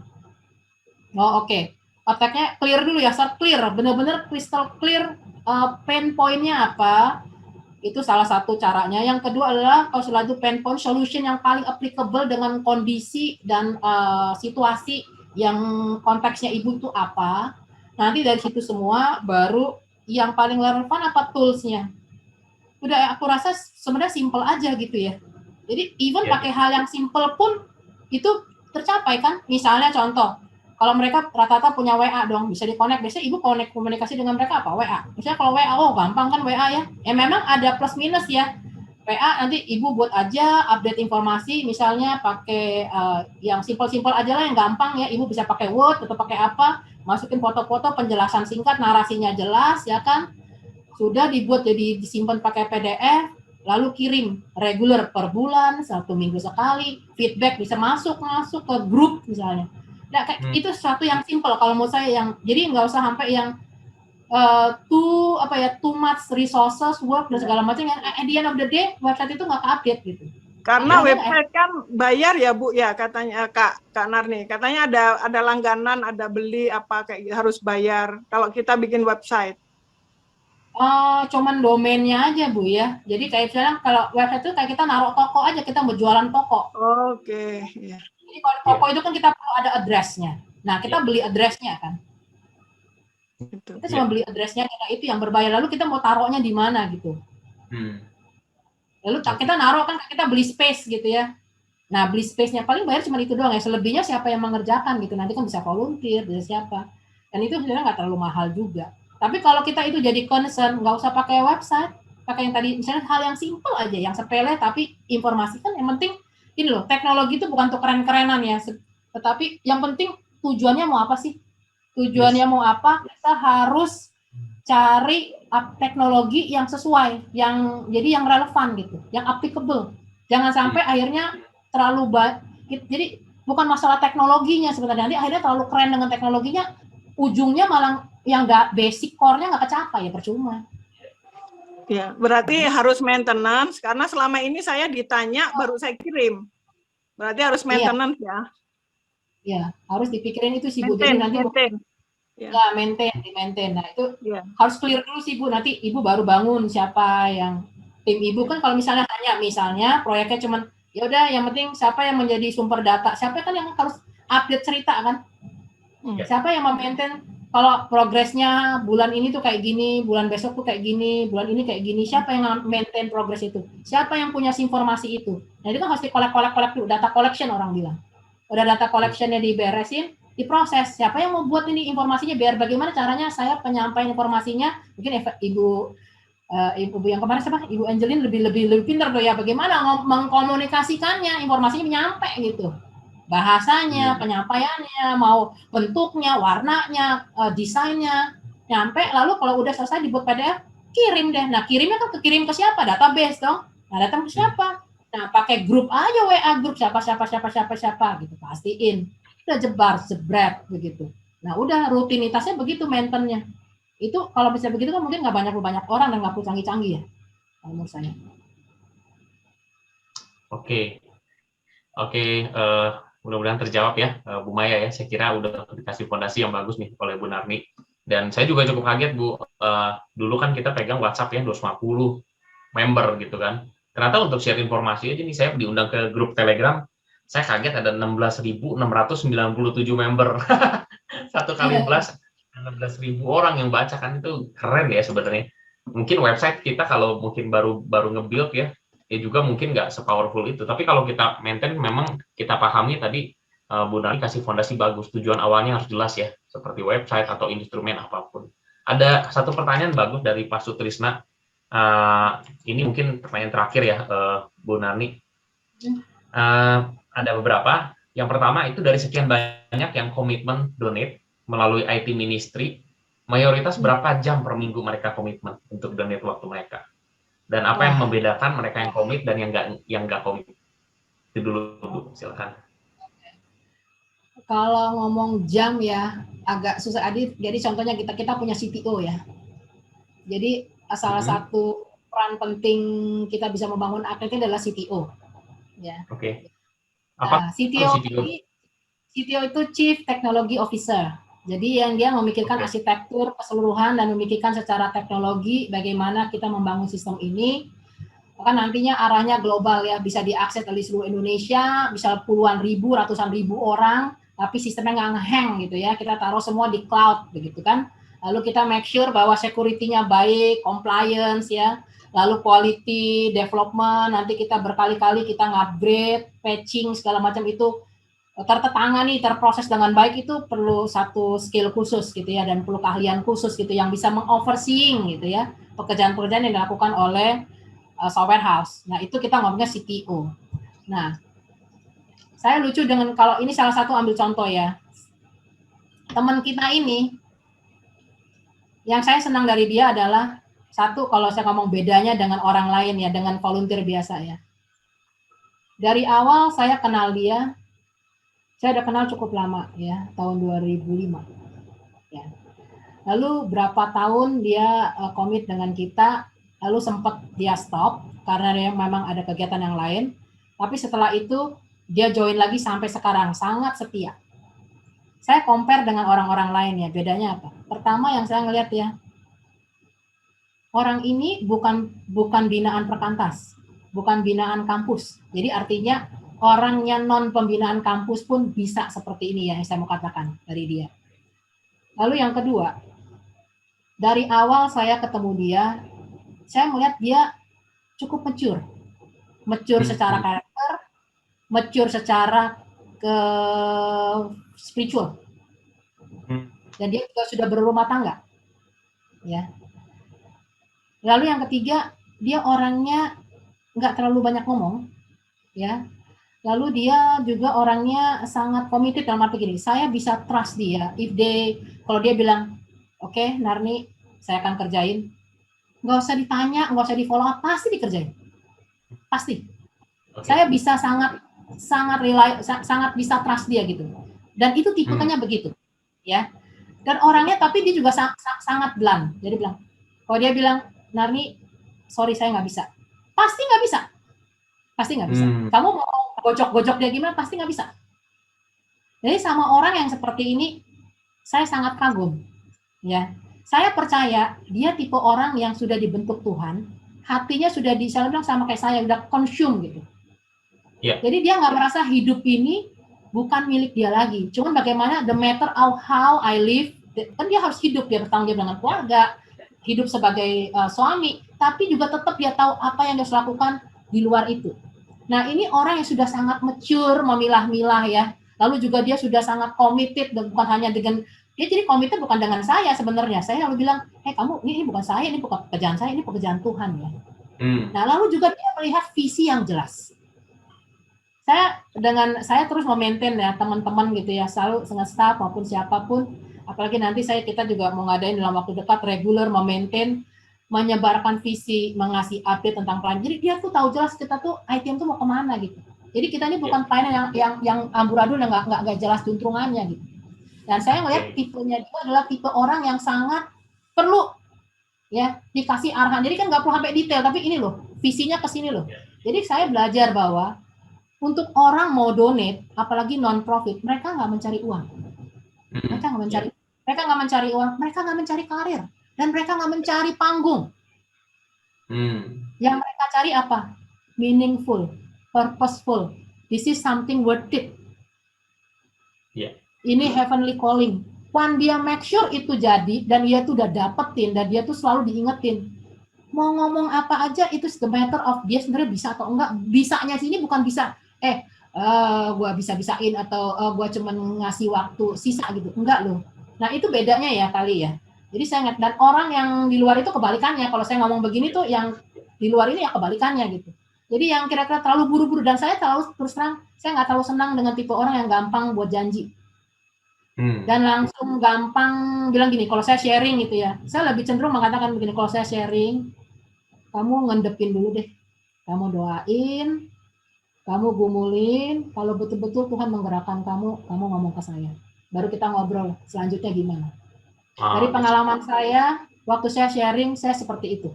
Jadi jangan sampai gara-gara kita gitu ya. Kadang-kadang ini kecenderungannya saya kan, ini saya cuma ngomong sedikit ya, saya sama sengaja, kadang-kadang saya gergetan, saya sentil gitu ya. Atau di gereja deh. Saya sering banget waktu juga sampai beberapa tahun yang lalu, sampai teman-teman saya di kemajelisan sampai ngomong begini. Atau kadang-kadang teman-teman di gereja saya ngomong begini. Berbagai gereja ya, saya nggak bilang satu gereja. Pernah nggak sih dengan sebutan begini orang bilang, tahu nggak lu, kalau di gereja itu ya, kita tuh kayak quote-unquote kayak sapi perah. Kita lagi. Kenapa? Di gereja itu selalu kekurangan pelayan. Pokoknya siap nggak siap kita selalu dia ngomong melayani, padahal orang itu bagaimana itu kayak nggak ada kesempatan untuk mikir gitu. Terus kalau misalnya quote-unquote kalau nggak menjawab, kalau nggak berespon, lalu dibilang, lalu ada judgmentalnya gitu, begini. Aduh, saya sedih banget ya. Jadi saya bilang, kok begitu ya? Saya rasa Tuhan gitu gini. Kalau kadang saya bilang tuh begini ya, Tuhan tuh kalau mau ya nggak perlu kita juga jadi, nggak perlu kita juga jadi gitu. Kenapa sih sampai kamu pilih kamu itu? Saya bilang, kenapa sih Tuhan sampai mau panggil saya? Kenapa sih Tuhan mau panggil CTO saya gitu? Sampai tuh ada beberapa lagi staff saya gitu. Maksudnya kita gitu ya. Lalu beberapa, saya nggak sebutin cuma satu ya, ada beberapa yang komit ya. Ada yang bilang begini, ini ada satu lagi nih teman saya. Dia nggak punya kemampuan accounting, dia orang IT juga, tapi dia bersedia melayani. Jadi bendahara, saya kadang-kadang bingung ya, dari mana ujungnya ya. Dia selalu bilang berkali-kali sama saya, aduh Cinarni, aku kayaknya udah nggak mau lagi deh. Aku kayaknya nggak bisa deh. Lalu saya bilang, tidak, saya bilang teman saya ya, saya cerita nih pelayanan ini. Lalu saya bilang bahwa kita lagi begini-begini. Akhirnya dia tergerak sendiri gitu ya. Oke deh. Pokoknya, jadi saya juga melihat begini ya. Orang yang mature, dia juga akan realistis. Mana bisa, mana nggak bisa, dia juga akan jelasin ke saya keterbatasannya. Dia akan jujur sama saya. Nah dari situ saya juga jadi tahu bagaimana baiknya. Jadi saya juga kayak orang yang kayak menarik sesuatu yang nggak bisa ditarik gitu ya. Atau saya memberikan sesuatu yang sebenarnya di luar kemampuan dia untuk menelan. Kan satu sisi saya jadi nggak enak, dia juga sendiri jadi nggak enak kan. Nah saya nggak suka dengan situasi-situasi yang membuat orang tuh seperti itu. Dan saya rasa Tuhan juga nggak mau kan begitu. Tuhan bilang kalau kamu, jadi dikasih waktu untuk thinking deep gitu ya. Jadi jangan cepat-cepat ngomong iya, saya mau, saya ini, tapi kamu benar-benar belum melakukan PR-nya kamu untuk mikir, bergumul sama Tuhan. Mungkin itu kali ya Kak, sisi saya. Iya, oke banget. Ini kalau udah Bu Narni yang bicara ya, udah 20 tahun lebih pelayanan, jadi sebenarnya ini udah kayaknya kita nggak perlu ragukan lagi. Diamati, memang betul ya. Kita juga melihat banyak kecenderungan gereja, mungkin ini juga PR kita ya, untuk secara serius kalau ada tantangan pelayanan. Ini memang hanya satu contoh ya, Bapak Ibu, IT ministry ini di luar sana ada banyak contoh donate yang lain, dan kita bisa lihat mana yang mungkin bisa sejalan dengan kontribusi apa yang bisa kita berikan begitu ya Bu Narni ya. Tapi kalau yang ternyata berhubungan dengan IT, nah ini udah ada wadahnya, udah ada tempatnya, dan kita bisa ini. Nah satu pertanyaan lanjutan dari Pak Sutrisno terakhir, untuk satu proyek Bu, ini mungkin buat gambaran juga nih kita ya. Biasanya melibatkan berapa orang volunteer dan kemudian berapa lama. Nah, terus kalau ada ya mungkin tergantung skala besar dan kecil, tapi ada gambaran nggak contoh-contohnya? Oke. Kalau misalnya ya contoh website gitu ya. Kalau website kita bangun websitenya IPM ini ya. Sekarang ini kita Saya mengakui kita kekurangan waktu sebenarnya untuk prioritas mengupdate ya. Tapi kita udah ada solusi. Jadi kalau misalnya kalau website ya kita melibatkan volunteer ini, satu ada orang yang mendonate space hosting untuk kita, satu orang, jadi ada donaturnya, lalu dia juga di situ karena dia punya company. Makanya IT Minis ini bersinergi dengan BAM ya, orang bilang ya. Jadi kalau saya mau cerita sedikit kenapa ini bisa terjadi, itu ada BAM-nya di sini ya, Business as a Mission. Jadi ada teman-teman yang kami libatkan ini yang dulunya dia jadi volunteer ya, karena 20 tahun sekarang udah jadi ada orang yang jadi IT businessman lah gitu ya. Nah, dia bersedia bantu kita. Jadi ada orang satu yang mendonate di space, sama dia mendonate timnya. Jadi nggak necessary harus dia gitu ya. Tapi dia yang menjadi pemiliknya kan. Jadi kalau misalnya ada apa-apa saya tinggal ngomong aja, ini gini dong. Nanti dia langsung, bahkan dia sudah kasih saya, pokoknya lu ada apa-apa hubungin tim support gua ya. Nah, jadi saya kalau masalah hosting sudah beres, kita dapat free. Lalu yang kedua ada teman yang bangun, yang install. Jadi kita pakai WordPress ya. Jadi orang ini ahli dan dia di bidang WordPress.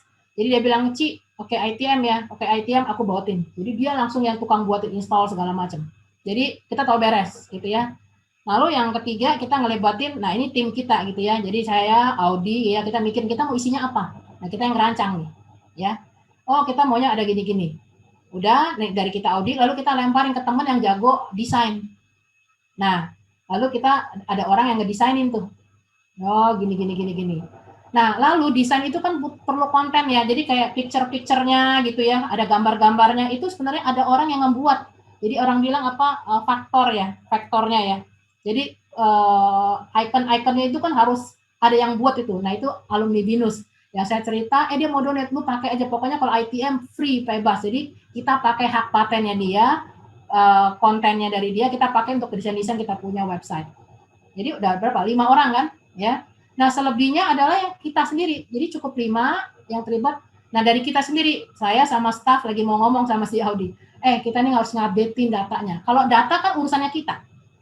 Jadi yang kita adalah belajar bagaimana ngupdatein data. Kita dikasih tahu aksesnya, kita ada aksesnya. Nah, kita regular yang update. That's it. Jadi mungkin 6 area ya yang ini ya. Nah, mungkin ini contohnya yang website yang kita lakukan 6.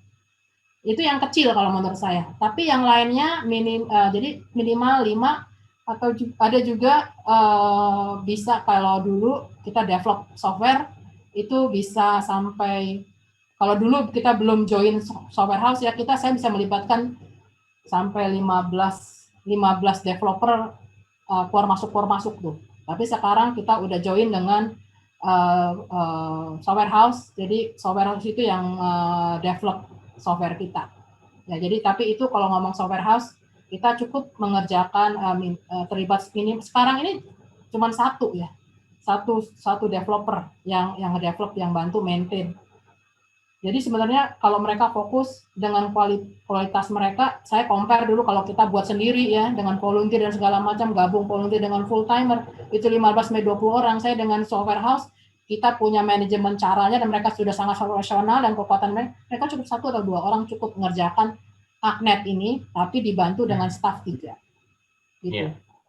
Tergantung, jadi skalanya tergantung, bisa sampai begitu banyak ya, atau sampai minimal kecil 5 orang lah, 5-3 orang. Oke, jadi memang tergantung ya, tapi gambarannya saya kira kita dapetin. Dan kita bisa aplikasiin juga. Kita mungkin Bu Nani, kita akan masuk ke breakout room nih. Ini momen-momen yang kita boleh semakin tajam ke area apa yang bisa kita lakukan. Bu Nani sendiri ada mungkin sampaikan 1-2 hal untuk jadi bahan atau bekal untuk teman-teman diskusi di grup breakout room nggak? Mungkin. Oke. Gimana Bu, silakan. Saya mau cerita ini aja lagi ya, bahwa mungkin mengingatkan bahwa thinking process story to ponder ini sangat penting waktu kita mau donate ya. Once hati kita sudah dibentuk oleh Tuhan, kita harus siap ya. Itu satu yang mungkin saya mau cerita, ingetin teman-teman. Lalu yang kedua yang paling penting juga, sebentar ini. Saya mau ini ya.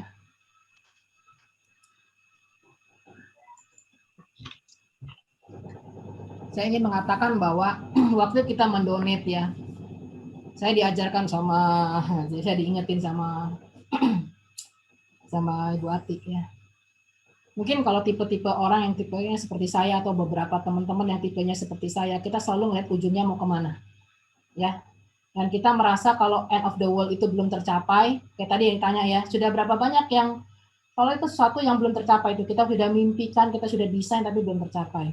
Tapi saya belajar bahwa dimanapun kita sekarang berada, kita harus melihat mungkin Tuhan, kita harus mengapresiasi ya.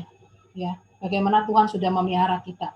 Waktu kita belum mencapai end of the world, bukan berarti apa yang kita lakukan itu sia-sia atau belum tercapai. Yang saya ingin belajar ya. Jadi donate itu sendiri bukan the matter of what you are doing gitu ya. Tetapi being ya. Jadi kita bagaimana di Tuhan, being kita tuh benar-benar dipakai untuk Tuhan. Masalah nanti nyampe apa enggak tujuannya ke akhirnya itu urusannya Tuhan, itu bukan ranahnya kita. Wow. Itu bukan ranahnya kita. Jadi saya hanya bilang kepada Tuhan, saya nggak tahu apakah sampai saya sempat bisa melihat mimpi dari visi Agnet ini, belum tahu, belum tentu. Kita nggak pernah tahu dong. Tapi tujuan kita selalu mengingatkan bahwa itu bukan tujuan utama kita untuk bisa melihat. Kadang-kadang kita belum tahu, kita hanya dikasih kesempatan untuk menanam, ya, dan menyiram. Kita nggak bisa lihat buahnya. Tapi kalau sampai Tuhan kasih lihat buahnya, itu anugerah. Oke. Tapi kalau nggak sampai kita bisa ngeliat end of the world, bukan berarti kita melakukannya sia-sia. Biarlah itu Tuhan sendiri yang melihat hati. Makanya being itu more than important. Jadi bisa aja kita begini, wah kita mencapai end of the world, tapi hati kita sebenarnya nggak murni di hadapan Tuhan. Kita punya motivasi yang salah waktu melayani. Ya kan? Kita punya hal-hal yang tidak baik gitu waktu kita melakukannya. Jadi buat apa pencapaian itu? Jadi tujuan, proses, sama objektifnya harus semua sinkronis dengan atur mainnya Tuhan gitu. Itu kata-kata buat yang saya selalu pegang terus. Ya. Jadi itu harus jalan. Jadi saya ingin mengatakan bahwa saya ingat dari ayat ini ya. Jadi saya sengaja mengatakan yang paling penting itu fear the Lord. Ya. Sudah itu bagaimana after we fear the Lord kita walk ya in His way. Itu jauh lebih penting, being-nya dulu yang dibentuk. Baru itu being-nya bentuk, love-nya itu otomatis keluar, tercurah ya. Nanti kalau udah tercurah, kamu akan serve-nya udah ke consume gitu. Udah you cannot tell gitu ya. The difference gitu. Ini sebenarnya apa sih gitu ya. Cuman waktu kita udah terkonsum, tapi terkonsumnya dengan benar. Jangan sampai kita akhirnya nggak balance ya. Kita mengabandon. Kan Tuhan bilang jangan mengabandon apapun, tapi synchronize gitu. Synchronize. Semuanya disinkronize.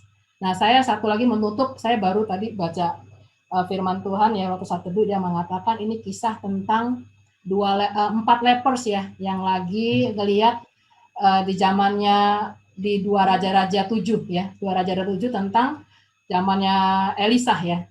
Dia bilang katanya Tuhan akan fit bangsa Israel, ya kan?